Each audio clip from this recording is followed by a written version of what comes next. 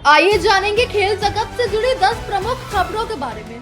तो हमारी आज की पहली खबर मार्च मैडनेस में दुनिया के सबसे लंबे कॉलेज बास्केटबॉल खिलाड़ी की सुर्खियां से जुड़ी है। मार्च मैडनेस के मुकाबले में दुनिया के सबसे लंबे कॉलेज बास्केटबॉल खिलाड़ी ने अपनी अद्भुत ऊंचाई और प्रदर्शन से सभी का ध्यान आकर्षित किया।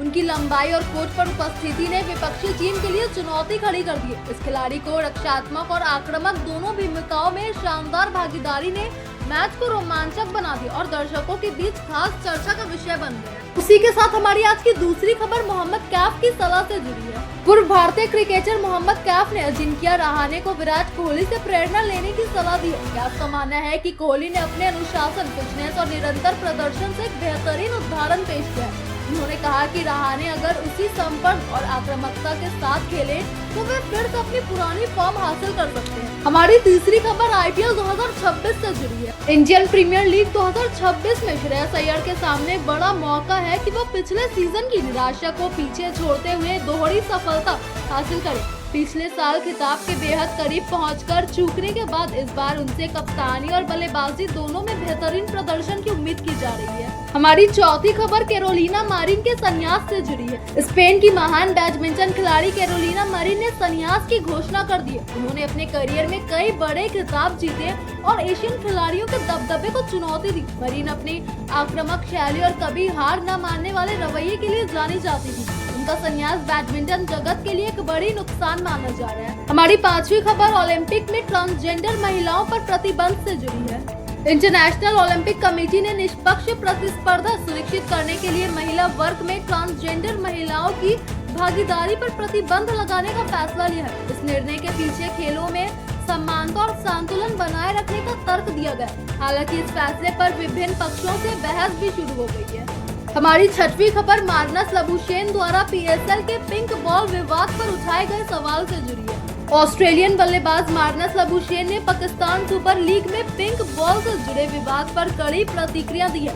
उन्होंने कहा कि उन्होंने ऐसे पहले कभी नहीं देखा और गेंद की गुणवत्ता तथा व्यवहार पर सवाल उठाए। इस मुद्दे ने लीग की विश्वसनीयता पर भी चर्चा छेड़ दी है। हमारी सातवीं खबर भुगतान विवाद के कारण भारतीय फुटबॉल टीम को स्टेडियम में प्रवेश पर बंद। हमारी सातवीं खबर भुगतान विवाद के कारण भारतीय फुटबॉल टीम को स्टेडियम में बैन से जुड़ी है।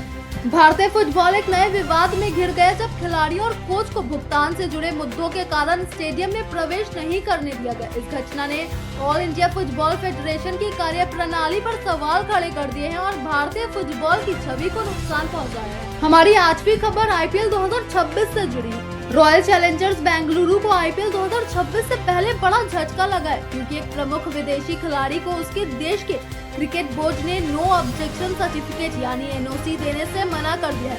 इससे टीम की रणनीति और आयोजन पर असर पड़ सकता है।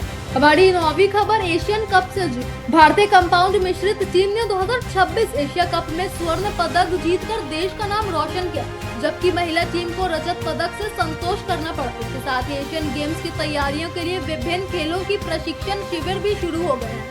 हमारी आज की 10वीं और आखिरी खबर आईपीएल 2026 में छठी इंद्रिय और 12 इन्फ्लुएंसर्स का नया ट्रेड से जुड़ी। आईपीएल 2026 में इस बार छठी इंद्रिय यानी सिक्स्थ सेंस और 12 इन्फ्लुएंसर्स की भूमिका को लेकर नई चर्चा शुरू हो गई है।